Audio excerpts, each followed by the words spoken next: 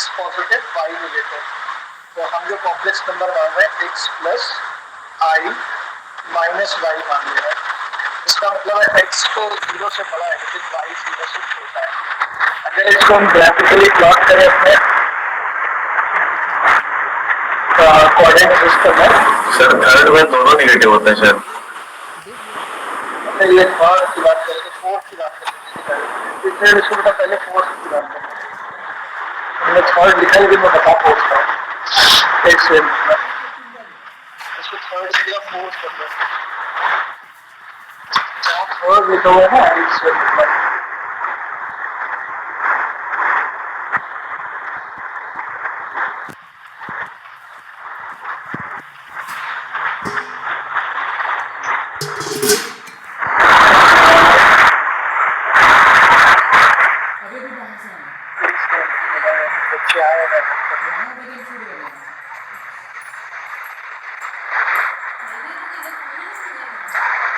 चलो पहले थर्ड की देख लेते हैं, अभी इसको फोर्थ कर लीजिएगा।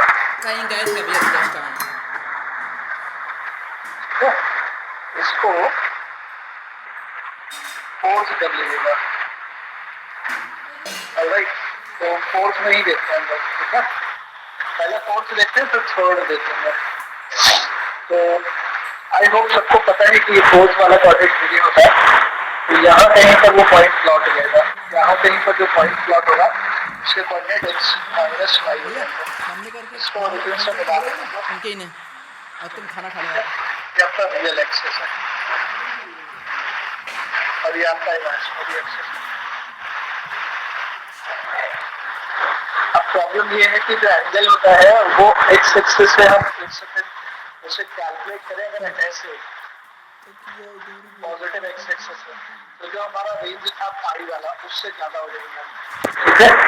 तो हम इधर से फिर कैलकुलेट करते हैं, इधर से कैलकुलेट करते हैं, उस वजह से हम कैलकुलेट करते हैं इसको इधर से ऐसे, ठीक है। तो ये एंगल हम लोग थीटा मान लेते हैं, इसको परपेंडिकुलर ड्रॉप करेंगे और फिर से इसको राइट एंगल ट्रायंगल बना लेंगे।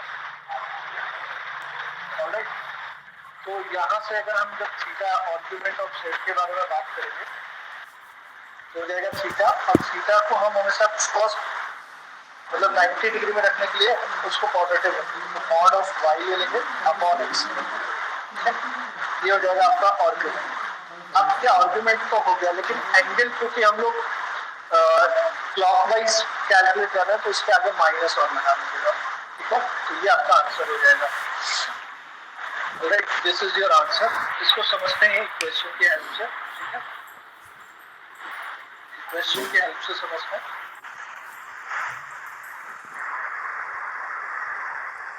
लेट्स से एक क्वेश्चन में लेते हैं z is equals to 1 minus आएगा और किसी ने कहा आर्गुमेंट ऑफ z फाइंड करिए।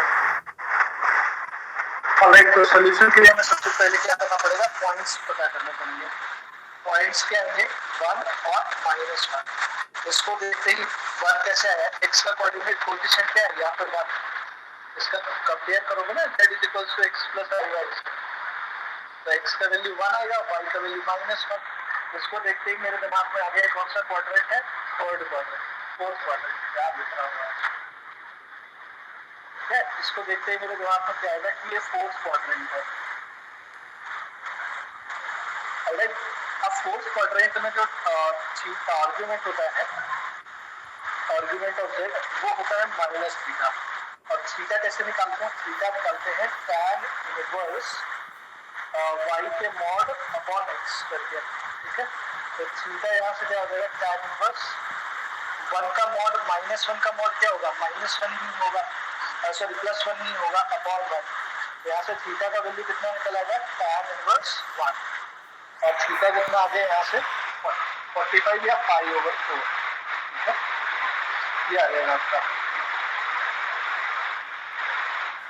तो अभी बस यहाँ पे आप इसे सब्स्टिट्यूट कर दें तो जो आर्गुमेंट ऑफ z आएगा वो कितना आएगा, माइनस लग जाएगा और π/4।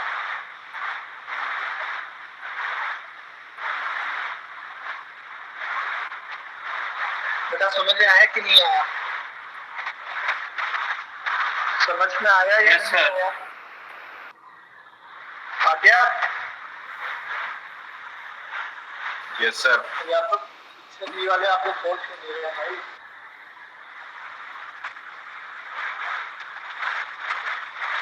सबका समझ में आ गया है?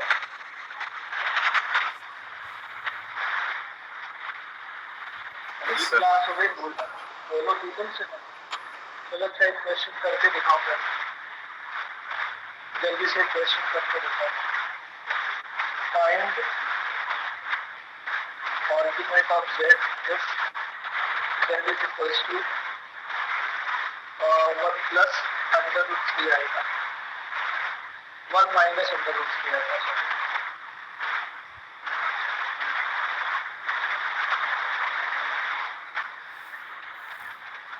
जल्दी से बताओ। सर माइनस का pi by 3 argument of z। बिल्कुल सही है बेटा, केवल माइनस लगा देना नॉर्मल है, tan थीटा लगा निकाल लो और माइनस लगा दो उसके बाद। Yes sir. ठीक है बेटा, सही किया आपने।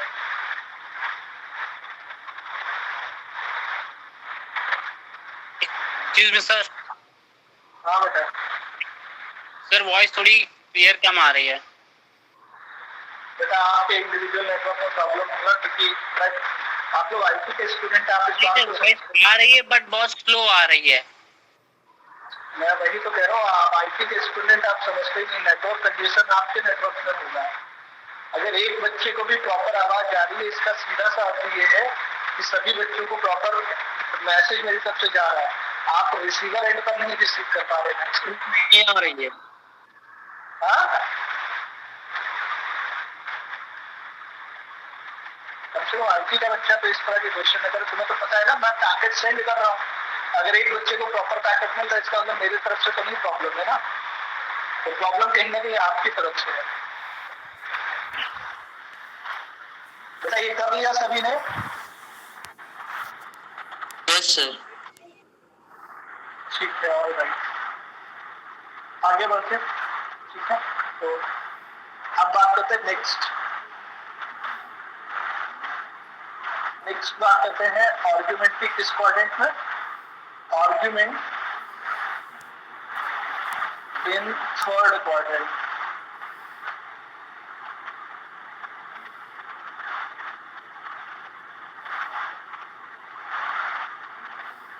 आर्ग्यूमेंट किस क्वाड्रेंट पे निकालते हैं लोग? थर्ड क्वाड्रेंट पे।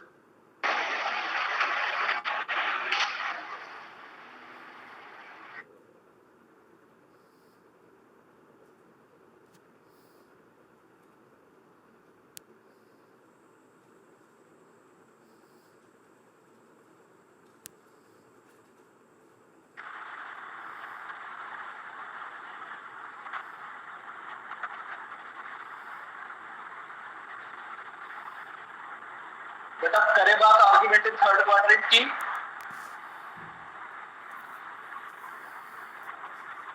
सेक्शन ही बेटा रिप्लाई तो करिए कम से कम। Yes sir. आप लोग नोट्स बना रहे हो कि नहीं? साथ में पता चला आप लोग बैठे रहे तो कोई रिप्लाई नहीं कर रहा था। चलिए हम बात करते हैं आर्ग्यूमेंट इन थर्ड की। तो आर्ग्यूमेंट जो है वो थर्ड क्वाड्रेंट में है। ठीक है, इसकी बात करते हैं।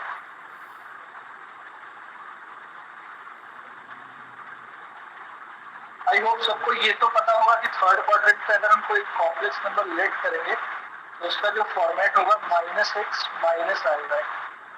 x भी 0 से छोटा और y भी 0 से छोटा। अगर इसे ग्राफिकली प्लॉट करें तो ये रियल है, ये इमेजिनरी एक्सिस है। तो अगर हम इसे प्लॉट करें तो यहाँ कहीं पर प्लॉट होगा। ऑलराइट, तो ये -x है। अब इसका अगर एंगल निकालें तो इधर से आएंगे, तो फिर से अगर इसको ओरिजिन से मिला दूंगा इस लाइन सेगमेंट को, तो अगर हम फिर से वही एंगल कैलकुलेट करेंगे, इधर से आएंगे, मेरी देखिएगा एरो का काम फॉलो करेगा इधर से, तो पाई से बड़ा हो जाएगा, तो फिर से हमें इधर से आना होगा। लेकिन प्रॉब्लम ये है, इधर से अगर हम यहाँ से यहाँ तक का एंगल देखें, यहाँ से यहाँ तक का, ठीक है, तो ये -पाई होता है। ठीक है, और उस पर क्या करें, एंटी क्लॉकवाइज चल गए, तो यहाँ से यहाँ तक का एंगल हम लोग मान लें अल्फा है, तो आर्ग्यूमेंट हम निकाल सकते हैं माइनस पाई में अल्फा जोड़ोगे तो हमें यहाँ से यहाँ तक का एंगल मिल जाएगा। ठीक है, तो कुल मिलाकर के हम ये कर सकते हैं। तो इसका आर्ग्यूमेंट जो हो जाएगा वो आर्ग्यूमेंट हो जाएगा बेटा थीटा की जो वैल्यू होगी वो होगी माइनस पाई प्लस अल्फा, और अल्फा क्या होगा यहाँ पर, अल्फा यहाँ पर हो जाएगा tan इनवर्स, दोनों को पॉजिटिव कर दो मोड में। ठीक है, ये हो जाएगा आर्ग्यूमेंट थर्ड में। एक क्वेश्चन से समझते हैं, जैसे मैंने बोला कि z is equals to -1 minus iota. ठीक है, और इसका आर्ग्यूमेंट आपको फाइंड करना है। तो देखो बड़ा आसान है इसको। अब इसको हम लोग क्या करते हैं, टेक्निक हम लोग जब सॉल्व करते हैं हम क्या करते हैं, सबसे पहले पॉइंट पता करते हैं। पॉइंट -1 और -1 है, यहाँ पे पॉइंट जो है वो -1 और -1 है। तो -1 और -1 किस क्वाड्रेंट में गया, थर्ड में गया। थर्ड क्वाड्रेंट में सबसे पहले निकालते हैं अल्फा। तो अल्फा निकालोगे तो क्या आ जाएगा, tan इनवर्स, दोनों पॉजिटिव 1/1, अरे मॉड लेने पर दोनों पॉजिटिव, तो tan इनवर्स 1 ये हो गया 45 पाई/4। और आर्ग्यूमेंट कैसे निकालेंगे, argument of z is equals to निकालेंगे -5 प्लस अल्फा, तो -5 प्लस पाई/4, तो कितना हो जाएगा माइनस, कितना हो जाएगा 3 पाई/4, ये हो जाएगा इसका।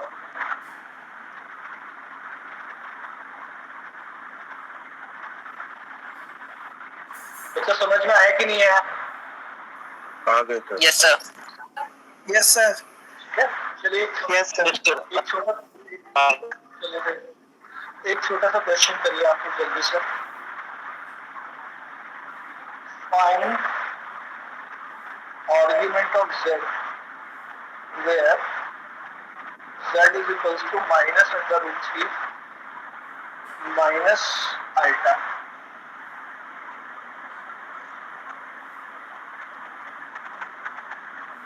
सर आंसर आएगा माइनस का 5 पाई/4। 5 पाई/, सर माइनस का 5 पाई/6। बिल्कुल सही बताया इस बच्चे ने, जो भी बोल रहा है बहुत तेजी बोल रहा है और सही बता रहा है।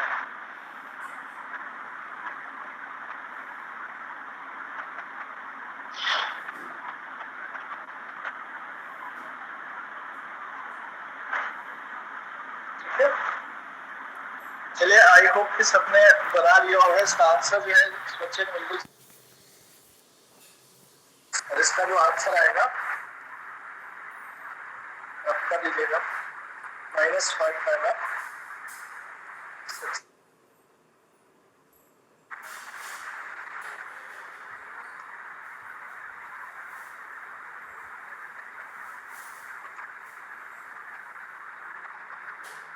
कितने लोगों का आया, किसका आया? Yes sir. यस, ठीक है।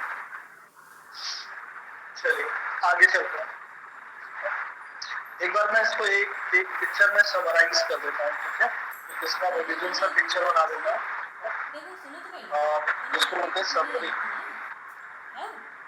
समरी की अगर मैं बात करूँ तो बता देखो, सबसे पहले किसी भी कॉम्प्लेक्स नंबर को अगर आपको आर्ग्यूमेंट फाइंड करना है ना, तो सबसे पहले उसका क्वाड्रेंट देखिएगा। सबसे पहले उसका क्या करोगे, क्वाड्रेंट देखिएगा। ठीक है, अगर फर्स्ट क्वाड्रेंट में है तो आर्ग्यूमेंट ऑफ z जो होता है वो सीधे थीटा होता है, और थीटा यहाँ पर हो जाता है tan इनवर्स y/x, कुछ करने की जरूरत नहीं है। ये तो हो गया फर्स्ट में। सेकंड में कम से कम x और y देख करके ये समझ तो जाओगे ना किस क्वाड्रेंट में है। इतनी गणित तो आती होगी, और इससे वाला भी देख के बता देगा कि ये सेकंड क्वाड्रेंट है। इतनी गणित तो आती होगी कम से कम, इतनी हम उम्मीद कर सकते हैं आपसे। ठीक है, तो इतनी अगर इतनी नहीं आती तो फिर बहुत ही दिक्कत वाली बात है। ठीक है, सेकंड क्वाड्रेंट में अगर हम आर्ग्यूमेंट की बात करेंगे, है ना, सेकंड क्वाड्रेंट में अगर आर्ग्यूमेंट ऑफ z की बात करें तो ये होता है थीटा। लेकिन यहाँ पे जो थीटा होता है वो क्या हो जाता है, सो पाई माइनस अल्फा करके निकालते हैं।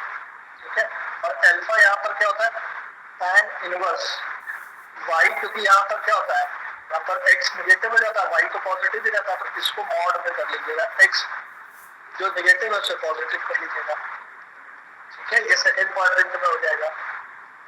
सारी बात समझ रहे हैं। Yes sir. थर्ड क्वाड्रेंट में जाना, सॉरी पहले फोर्थ में देख लेते हैं। पहले फोर्थ में वाई देखते पर हैं उसमें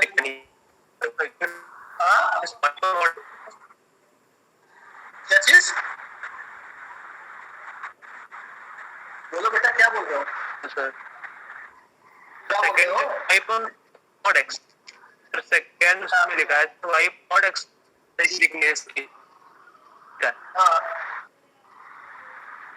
एक सेकंड, तो अपना क्वेरी लिख कर दे बेटा। क्या बोल रहे हो? मेरे को बिल्कुल कुछ मतलब तुम्हारी ऑडियो क्लियर नहीं आ रही बिल्कुल भी। क्या कह रहे हो? एक बार ढंग से धीरे धीरे बोलो।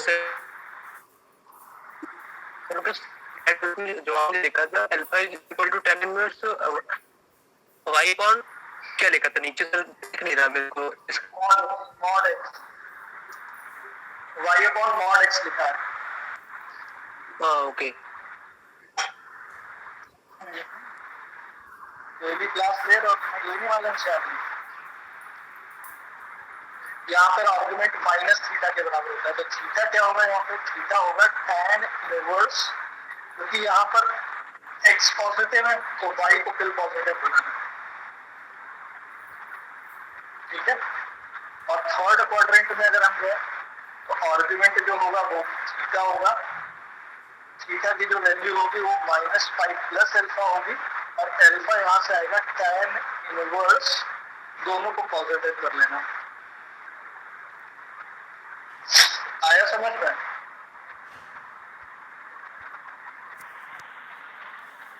Yes sir. बेटा समझ क्या? तो आप कोई भी क्वेश्चन आप रैंडमली कर सकते हैं, ठीक है। जल्दी से मेरे को एक क्वेश्चन करिए ताकि मैं आगे बढ़ूं।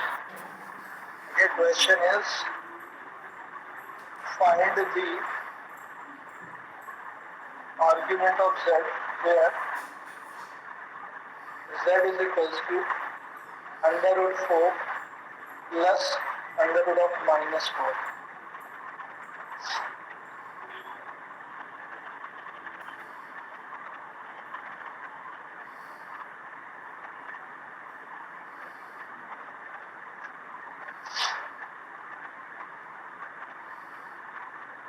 So 5/4. बिल्कुल सही, बिल्कुल सही बेटा। इसमें भी बोला बिल्कुल आपके।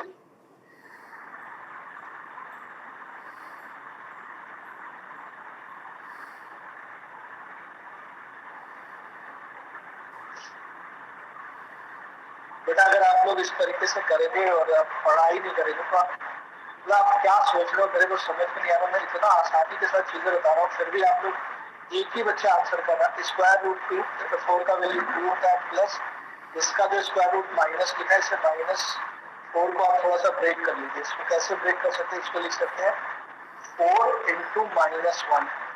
तो आप में से सभी बच्चों को पता है कि -1 को हम i² लिख सकते हैं × 4। i² का i बाहर आ जाएगा, 2 बाहर आ जाएगा, तो 2 + 2 आएगा है। इसको देखते ही समझ में आ गया x भी बड़ा है, y भी बड़ा है। फर्स्ट क्वाड्रेंट की बात हो रही है। फर्स्ट क्वाड्रेंट में आर्गुमेंट सीधे क्या होता है? tan थीटा होता है, ठीक है। तो tan इनवर्स 2/2 थीटा का वैल्यू, तो यहाँ से हो जाएगा tan इनवर्स 1, और ये π/4 हो गया। तो आर्गुमेंट ऑफ z कितना हो जाएगा? थीटा, और हो जाएगा π।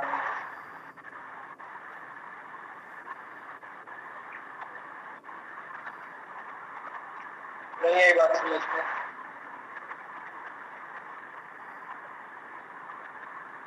अरे से यस और नो किस तरीके से पढ़ते हो भाई? आई के लिए आई समझ में? Yes, हो गया था कल। अरे बेटा आप कुछ अच्छे लोग हैं, बाकी लोग तो बैठे ही हैं। पता नहीं क्या कर रहे हैं। सो सकता है लॉग इन करके मैं टीवी देख रहा हूँ। कल है फैमिली मैन 2 रिलीज भी हुई है।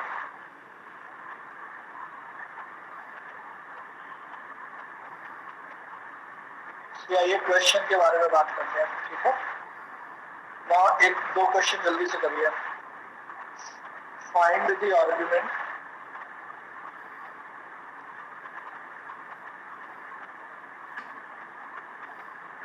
if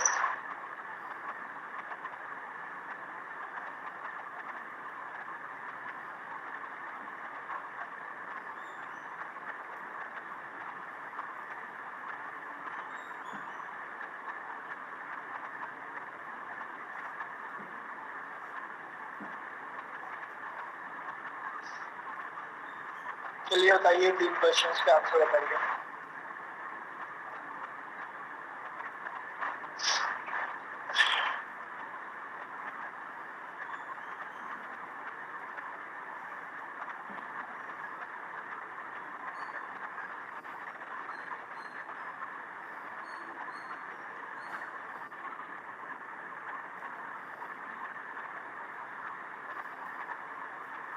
सीआर या डीआई में से है कोई क्लास में?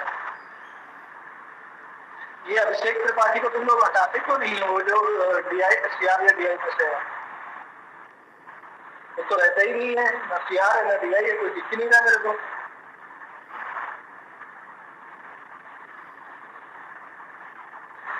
सीआर या डीआई में से कोई है? No sir. No sir. Class चल रही है, तुम लोग तय करके हटाओ ऐसे लोगों को, नए बनवाओ, वो रहते ही नहीं है।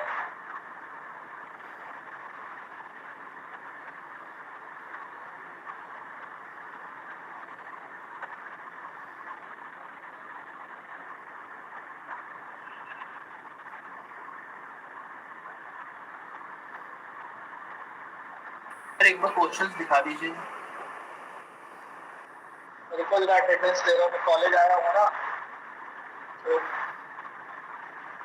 लैपटॉप पे मेरे पास। हाँ चलो देखो क्वेश्चन।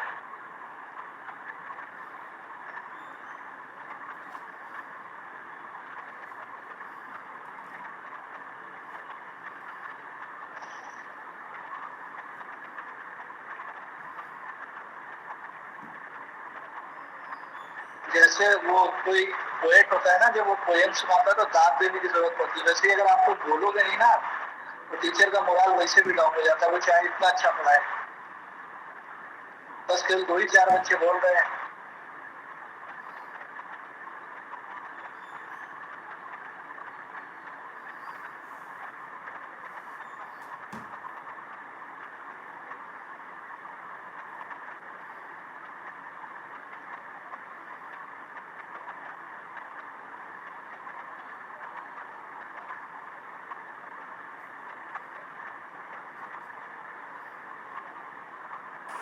सर पहले का आंसर होगा पाई माइनस tan इनवर्स 5/2।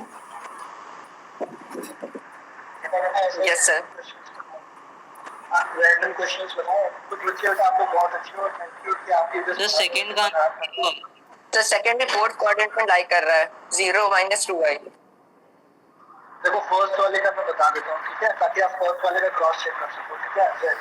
ताकि कुछ बच्चे तो कम से कम एनर्जी बना सकते हैं, इसे कम से कम लिख सकते हैं -5i। इससे एग्री करेंगे आप लोग? Yes sir. इसको कॉम्प्लेक्स नंबर को कम से सर यहाँ तक हो गया। यहाँ तक हुआ है, ठीक है। तो x जो है ग्रेटर देन 1 है और y लेस देन 0 है, ठीक है। किस क्वाड्रेंट में जाएगा ये? अभी मैं नाम लेके पूछना था, आगे तो ये भी नहीं बता पाएंगे, तो फोर्थ क्वाड्रेंट है, तो बच्चा नहीं बोल देता। तो आर्ग्यूमेंट ऑफ z जो होता है इसमें माइनस थीटा होता है, और थीटा ही निकालना होता है सीधे। थीटा क्या होता है इसमें? tan inverse y upon x। तो y तो यहाँ पर निगेटिव है, तो उसको माइनस में मॉड के अंदर रखना पड़ेगा, नॉट 4 चल 2। तो ये हो जाएगा theta is equal to tan inverse 5/2। बस यहाँ पे रख दो, तो आर्ग्यूमेंट ऑफ z क्या आ जाएगा? Minus tan inverse 5/2। पहले का तो आर्ग्यूमेंट ये आ गया।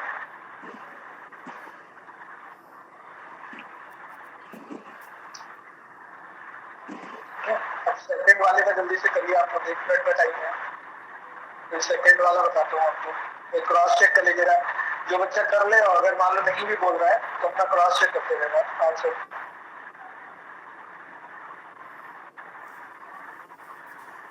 सर सेकंड का क्या 0 आ रहा है आंसर? ये सर 0 आ रहा है उसका। सर 0 आएगा। उनको देखे उसका तो लोगों ने माइनस tan इनवर्स 5/2। ये भी सर फोर्थ क्वाड्रेंट है।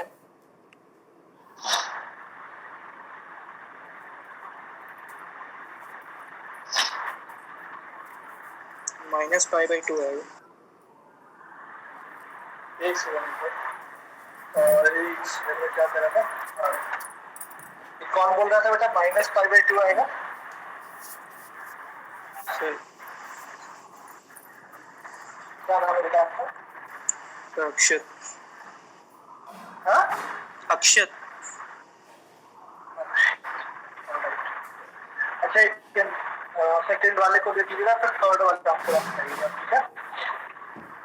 अच्छा बेटा ये बताओ, ये जो कोऑर्डिनेट है सिस्टम है, इसमें ये जो एक्सेस है ये कितने एंगल पे है एक दूसरे से? ये इससे कितने एंगल पे है 90 तो बता सकता है? 5/2। 90 Yes, sir. 5/2. और इस वाले को अगर रेफरेंस लाइन माने तो ये इससे भी 5/2 है, यस सब 5/2 के गैप में है ना? ठीक है, चलिए कम से कम ये तो पता है आपको।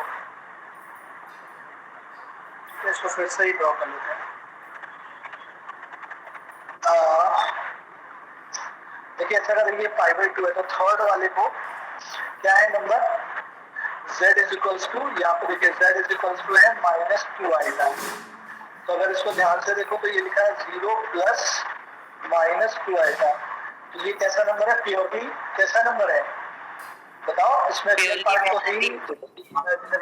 Purely imaginary. तो प्योरली इमेजिनरी है तो वो केवल एक्सिस पे आएगा बेटा, या तो किसी क्वाड्रेंट में नहीं आएगा, वो एक्सिस पे आएगा।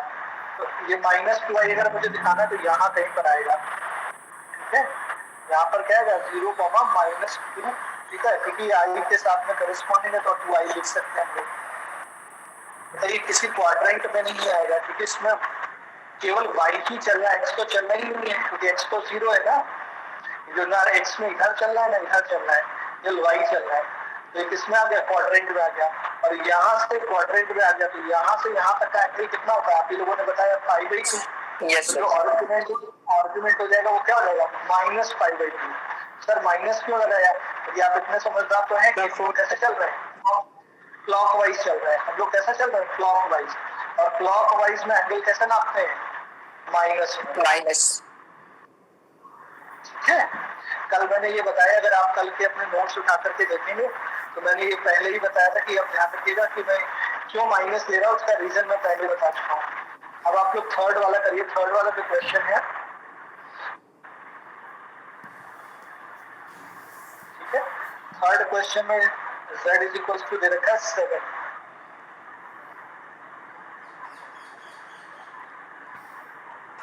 So इसका So इसका आंसर 0 आएगा. बिल्कुल सही बेटा, अब आप लोगों ने पकड़ लिया। Yes, sir.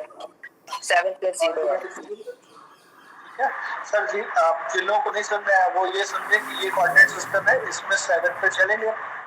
ये 7,0 इसमें रियल तो है नहीं, तो ये वाली लाइन अपने से ही क्या बनाएगी? 0 एंगल बनाएगी। अरे ये रियल Yes, sir. भाई यहीं से नापना, ये तो अपने से 0 एंगल बनाएगी। ठीक है, तो यहाँ से एक कंफ्यूजन निकलता है जो मैं आपको लिख करके बता देता हूँ। जोड़ते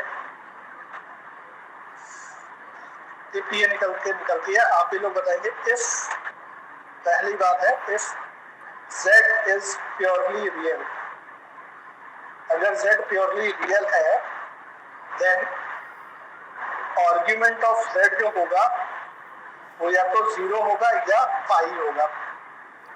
मतलब आप समझ रहे हो? Yes, sir.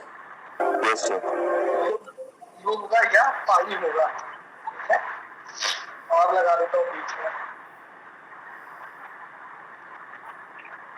0 होगा या पाई होगा। 0 कब होगा? 0 तब होगा जब नंबर पॉजिटिव है। अगर नंबर नेगेटिव होगा तो इधर बनेगा, तो यहाँ से यहाँ तक का एंगल कितना हो जाएगा? पाई हो जाएगा। ठीक है, पाई। तो क्योंकि वो x एक्सिस पर ही लाई करेगा. हाँ, अगर z जो है वो प्योरली इमेजिनरी है, z जो है प्योरली इमेजिनरी है, देन जो आर्ग्यूमेंट होगा वो क्या होगा? या तो π/2 होगा या -π/2 होगा। सारी बात समझ में? सर ये कैसे? Yes, sir. बेटा या तो नंबर ऊपर होगा, अगर मान लो नंबर मान लो केवल आई है तो आई तो ऊपर आएगा, अब माइनस आई है तो वो नीचे आएगा। तो जब ऊपर आया तो वो एंगल π/2 हो जाएगा और नीचे आया तो -π/2 हो जाएगा। सारी बात समझ में? तो ये टिप याद रखिएगा और ये पॉइंट बहुत बहुत जरूरी है याद रखना दिमाग में।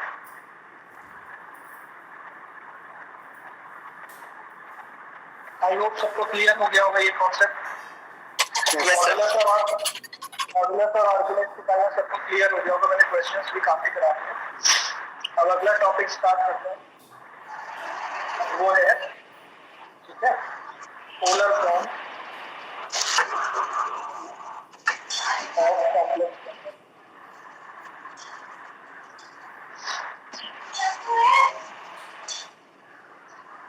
बेटा किसी का माइक खुला हुआ प्लीज बंद कर लो, नहीं तो वरना क्लास से बाहर कर दूंगा।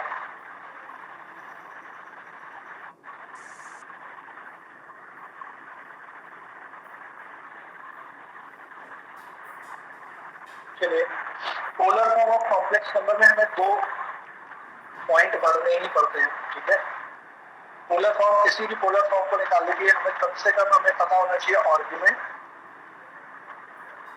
और दूसरा है उसका मॉडुलस कॉम्प्लेक्स नंबर का, ठीक है। तो हम उसे पोलर फॉर्म में आसानी के साथ में कन्वर्ट कर पाएंगे। आइए सबसे पहले कार्टेशियन फॉर्म मेजर करते हैं। तो पोलर फॉर्म पहले तो बताने से पहले कॉम्प्लेक्स नंबर से सबसे पहले मैं आपसे कार्टेशियन फॉर्म के बारे में डिस्कस कर रहा हूँ, ठीक है। अगर हम कार्टेशियन फॉर्म के बारे में डिस्कस करें तो कार्टेशियन फॉर्म में अगर हमें किसी पॉइंट तक पहुंचना है तो हमें उसका एक्स कोऑर्डिनेट चाहिए और वाई कोऑर्डिनेट चाहिए। लेकिन अगर वही पोलर फॉर्म में अगर हमें वहां उस पॉइंट तक पहुंचना हो, पोलर फॉर्म में पहुंचना हो तो हमें आर चाहिए होता है, ठीक है, उस पॉइंट का, और ओरिजिन से डिस्टेंस चाहिए होता है, और थीटा चाहिए होता है, एंगल चाहिए होता है। तो इस वजह से अब पोलर फॉर्म में ये हो जाता है, ठीक है। जैसे मैं क्या कह रहा हूँ, जैसे मान लो ये कोई z is to X plus I Y मैंने कॉम्प्लेक्स नंबर मान रहा है, ये तो कार्टेशियन है, तो मुझे मालूम है यहाँ कहीं पर लोकेट होगा ये पॉइंट, ठीक है। लेकिन अगर मुझे यही कॉम्प्लेक्स नंबर पोलर फॉर्म में लिखना होता तो मुझे पता करना होता आर और थीटा चाहिए होता। आर और थीटा कैसे निकालेंगे, तो सबसे पहले इसको इससे ओरिजिन से मिला लेते हैं, इसको ओ दे देते हैं नाम, ठीक है। इसको बल्कि डॉटेड लाइन में, इसको तो सॉलिड लाइन्स मिला लें, ठीक है। इससे इसको परपेंडिकुलर ड्रॉ करते हैं, इसको पी नाम दे देते हैं, इसको टी नाम दे देते हैं। दिस इज आर, ठीक है, and this angle, let this angle be theta, ठीक है। Then what is this is X and this is Y. कम से कम इतना तो आपको मालूम होगा ही। हम क्या सीख रहे हैं, हम सीख रहे हैं कि कोई कार्टेशियन फॉर्म में नंबर दिया है कॉम्प्लेक्स नंबर, उसका पोलर फॉर्म निकालना सीख रहे हैं, ठीक है। तो हम लोगों ने सबसे पहले एक नंबर अज्यूम किया एक्स प्लस आई वाई, उसका पिक्चर बना लिया, कार्टेशियन पिक्चर बना लिया जैसा आपके सामने दिख रहा है, ठीक है।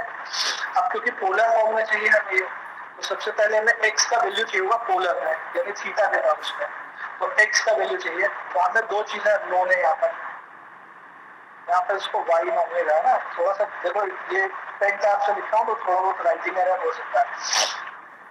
तो अब हमें क्या चाहिए, थीटा चाहिए, तो ये एंगल तो थीटा है। अगर हमें बेस पता है और हाइपोटेन्यूज पता है, बेस पता है और हाइपोटेन्यूज पता है, तो हम यहाँ से कम cos थीटा का वैल्यू निकाल सकते हैं। cos थीटा का वैल्यू क्या आएगा बेटा, बताओ X upon R, X upon R, ठीक है। तो x का वैल्यू कितना आ जाएगा, r cos थीटा आ जाएगा। इसी तरीके से अगर मैं sin थीटा का वैल्यू पूछूं तो कितना निकालोगे, y अपॉन r, इसका वैल्यू पूछे परपेंडिकुलर अपॉन हाइपोटेन्यूज, ठीक है।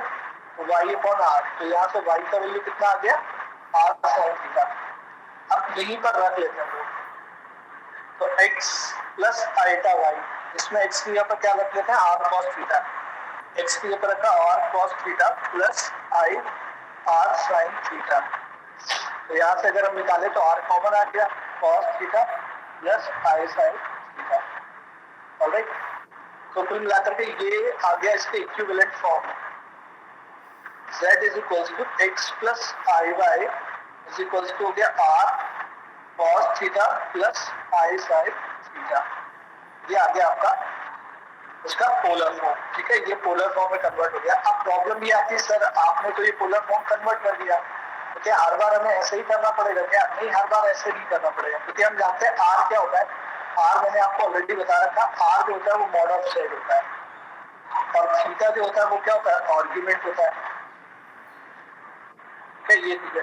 तो हमें दो पॉइंट चाहिए होंगे जब भी किसी कार्टेशियन फॉर्म में जो कॉम्प्लेक्स नंबर दे रखा है उसे पोलर फॉर्म में कन्वर्ट करने के लिए हमें दो चीजों की जरूरत पड़ेगी, एक तो आर्गुमेंट की जरूरत पड़ेगी और दूसरा किसकी जरूरत पड़ने वाली है, उसके मॉडुलस की जरूरत पड़ने वाली है। Modulus।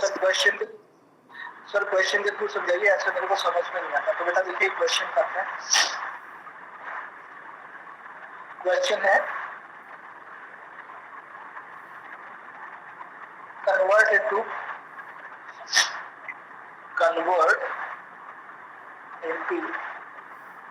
polar form, ठीक है, where z is equals to दे रखा है 1 plus iota, ठीक है, ये हमें दे रखा है। अब इस क्वेश्चन को हमें पोलर फॉर्म में कन्वर्ट करना है, इसमें कन्वर्ट करना है, पोलर फॉर्म में कन्वर्ट करना है। तो सबसे पहला काम क्या करेंगे, डायरेक्ट सॉल्व करेंगे। सबसे पहला तो हम इसका मॉडुलस निकालेंगे, क्योंकि हमें आर चाहिए होगा ना, आर जो होता है वो मॉडल जेड होता है। मॉडुलस निकालना सभी को पता ही है, -1 का स्क्वायर प्लस 1 का स्क्वायर, तो ये कितना हो गया, स्क्वायर रूट ऑफ 2। फिर निकालेंगे आर्ग्यूमेंट ऑफ जेड। इसके लिए क्या करना पड़ेगा, आर्ग्यूमेंट ऑफ जेड की अगर हम बात करें तो आर्ग्यूमेंट ऑफ जेड के लिए हमें सबसे पहले इसके पॉइंट देखने पड़ेंगे। इसके पॉइंट क्या है, -1 और 1 है। ये किस क्वाड्रेंट में आएगा बेटा, कोई बताएगा? सेकंड क्वाड्रेंट में। सेकंड क्वाड्रेंट में, ठीक है, सेकंड क्वाड्रेंट में जो आर्गुमेंट होता है उसका टेबल अभी हम लोगों ने बनाया है। Argument of Z in second quadrant होता है, वो क्या होता है, पाई माइनस अल्फा। तो अल्फा का वैल्यू कैसे निकालते हैं, tan इनवर्स।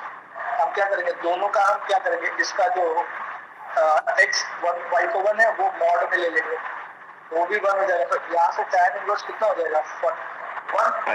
अल्फा का वैल्यू कितना हो जाएगा, π/4। यहाँ से अगर आर्गुमेंट निकालेंगे तो कितना हो जाएगा, पाई माइनस π/4, तो कितना आ जाएगा, 3π/4, ठीक है। आर्गुमेंट वही थीटा होता है, ठीक है, आर्गुमेंट क्या होता है, थीटा ही होता है, ठीक है। अब बस हम इसके इक्विवेलेंट हमें नंबर चाहिए, तो यहाँ पे क्या लिखेंगे, -1 plus iota is equals to √2 cos 3π/4 plus i sin 3π/4। ये इसके इक्विवेलेंट क्या गया, पोलर फॉर्म आ गया। बेटा समझ में आया कि नहीं आया? यस सर आ गया। Yes sir. सर, बस एक ही स्टेप बढ़ा है फॉर्मूला के अकॉर्डिंग। हाँ, बस ये लास्ट वाला स्टेप बना है।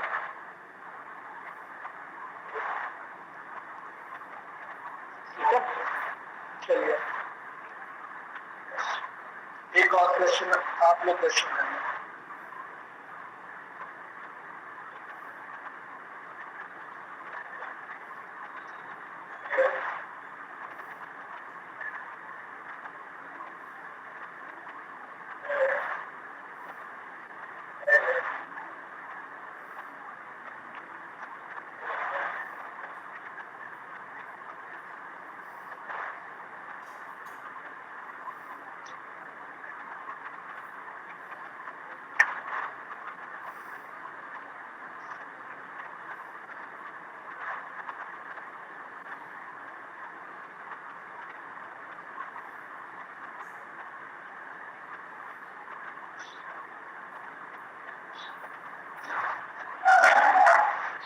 सर हो गया। हाँ? सर हो गया। हाँ, सर 2 ब्रैकेट में से cos π/6 प्लस i sin π/6। एक सेकंड में सॉल्यूशन। पहले बताओ आर यानी मॉड ऑफ सेट कितना है, 2 आया। आर्गुमेंट या थीटा यानी आर्गुमेंट ऑफ सेट ये कितना है, माइनस का π/6। -π/6। Very good. अब हम सीधे फॉर्मूले में रखेंगे तो सेट, इसीलिए मैंने क्वेश्चन दिया था। एक्चुअली में थोड़ा सा यहाँ पे प्रॉब्लम हो सकता है। ये हो गया बेटा, ठीक।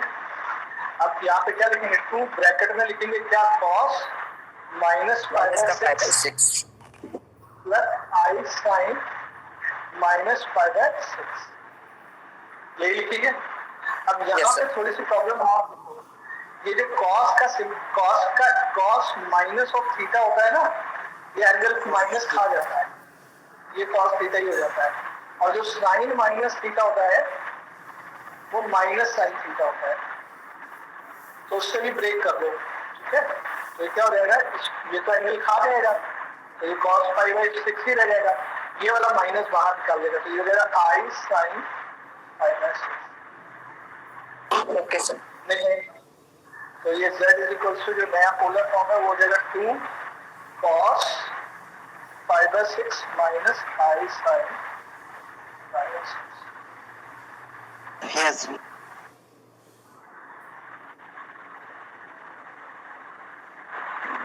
आया कि नहीं आया समझ में? आ गया सर। आ गया सर। Done sir. इसी पोलर फॉर्म से रिलेटेड एक और फॉर्म है एक्सपोनेंशियल फॉर्म। पोलर फॉर्म अगर कभी कैलकुलेशन को डिफिकल्ट बनाए तो हम उसको एक्सपोनेंशियल फॉर्म से सिंपलीफाई कर सकते हैं। तो नेक्स्ट देखते हैं एक्सपोनेंशियल फॉर्म।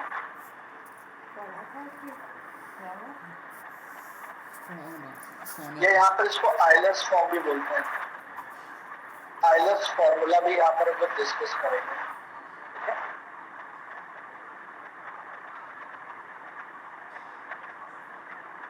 ऑलराइट, तो सबसे पहले आइलर्स फॉर्मूला की पढ़ता होता है इसमें। आइलर्स फॉर्मूला जो था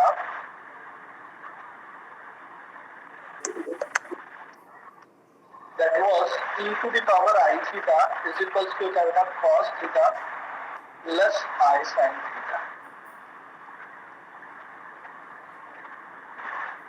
Euler's फॉर्मूला क्या होता है? e की power I theta is equals to r cos theta plus I sin theta। Suppose हम एक हालांकि रिलेशन में बताऊंगा, अभी बताऊंगा तो थोड़ा टाइम लगेगा, अगले लेक्चर में इसको बता दूंगा, बस इसको एक्सपैंड करना है कुछ। ठीक है, सपोज हम एक पोलर फॉर्म में एक कॉम्प्लेक्स नंबर एज्यूम करते हैं, तो पोलर फॉर्म में कॉम्प्लेक्स नंबर क्या होता है? यही तो होता है। Yes sir. अब इसमें हम ये जो अंदर लिखा हुआ है इसको इससे रिप्लेस कर सकते हैं, तो z इज इक्वल टू क्या हो जाएगा r e की पावर I थीटा। ठीक है, तो ये शॉर्ट में इतना छोटा हो जाएगा। तो अगर हमें फिर से अगर हमें कोई एक्सपोनेंशियल फॉर्म में लिखना है, मान लो अगर कोई कॉम्प्लेक्स नंबर, अगर कोई कॉम्प्लेक्स नंबर हमें एक्सपोनेंशियल फॉर्म में लिखना है तो हमें फिर से दो चीजों की जरूरत पड़ेगी, तो r that is mod of z, और दूसरा जरूरत पड़ेगी थीटा, वो है आर्गुमेंट। ये जो टिप इसमें दे देता हूँ, हालांकि इसको अगले लेक्चर में और एक्सप्लेन करूंगा क्योंकि अभी टाइम हो नहीं पाएगा इसका। टिप ये है, when you are facing rigid calculation, when the calculation is rigid,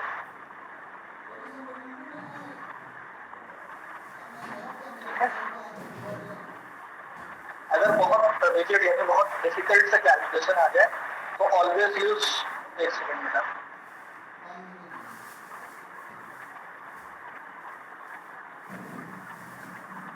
then always use exponential form।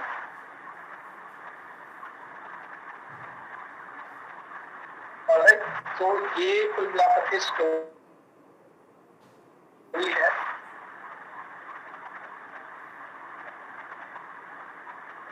ये आपको ध्यान में रखना है। आ रहा समझ में बेटा? Yes sir. Yes sir. ठीक है, इसके बारे में डिटेल एनालिसिस हम लोग अगले लेक्चर में करेंगे। ठीक है, इसके बारे में डिटेल एनालिसिस में करेंगे। आज के लेक्चर यहीं पे खत्म करते हैं। आई होप सभी लोगों को ये बातें समझ में आई होंगी। प्लीज पढ़िए, आप लोग बहुत लैग कर रहे हैं, कम से कम प्रॉपर्ली नोट्स बना लो। ठीक है, ताकि